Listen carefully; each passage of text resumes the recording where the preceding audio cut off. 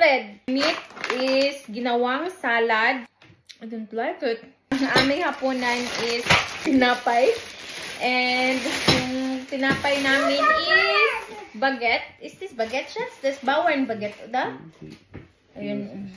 Meron akong nabili sa grocery na itatry natin ngayon. Mga weird German na mga pagkain. So, we have kanang fleisch salad. Wurstsalat. Wurstsalat? Okay. Dalawa yung itry natin ngayon. So, is usually kinakain nila partner ng bread. Uda, Shats? You eat this together with the bread. Ganito yung itsura niya. It's a meat, tapos they put some mayonnaise. Yeah. Still Wurst. Sausage. Tapos nilagyan din ng gherkin or pipino. So,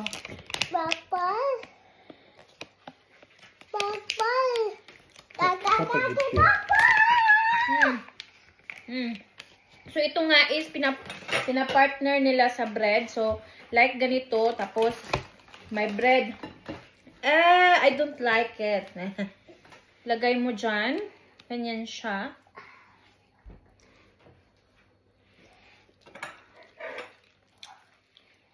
I don't like it. No. Not for me. Another one is this kanang herring salad. This is herring fish. Herring fish is a German fish. May beetroot and gherkin. Gherkin is pipino pa din. Smells like fish. Pula na yung kulay ng isda. Yucky! Nish, yucky! Ayan, tingnan nyo. Yan yung fish. Yan yung herring fish. German fish yan siya. Tapos, ano lang ito, isda. Tapos, beetroot. Then, fermented na isda nga. Tapos, beetroot. And then, mayonnaise. Tapos, iba pang pangpalasa. Yeah, okay. It's weird. Fish in the bread. We don't eat it like this in the Philippines. But, we will try. Ayan siya. Because the bread is more like a cake. It's a fish in the bread. But masarap siya. But yung fish dito is also not. It's just fermented. It's not cooked. What that? Not cooked. Is it cooked? No, it's fermented. Hindi pala siya cooked. Catch it, they just remove the organs and then they put it in a barrel, close the barrel and let ferment it. Hindi luto na isda. But you can eat it because it's fermented. Yeah.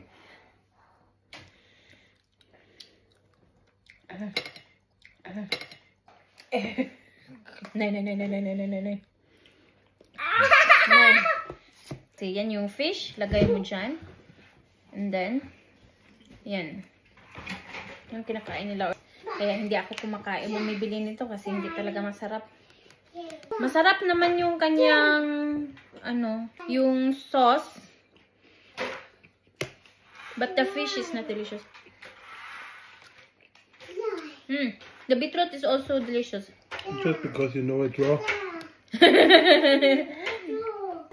So, meron pa pala binili si asawa para sa aming pang-partner ng tinapay. It's Belgian or para siyang bula-bula ba. Pero may barbecue feeling sa loob.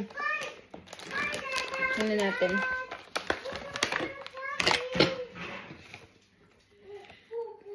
Ayan, Cold.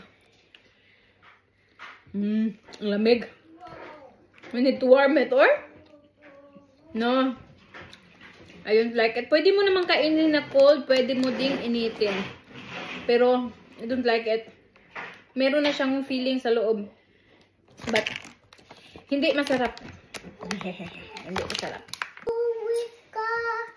We also have kartoffel salad or potato salad. So, it's just potato, tapos may mayonnaise. It has also chives. So, ito siya. Sarap ito. Sarap ito siya. But it's cold. Dahil yung kartoffel salad talaga nila dito or potato salad is cold talaga. Kailangan siyang ipa-cold. Yeah, mix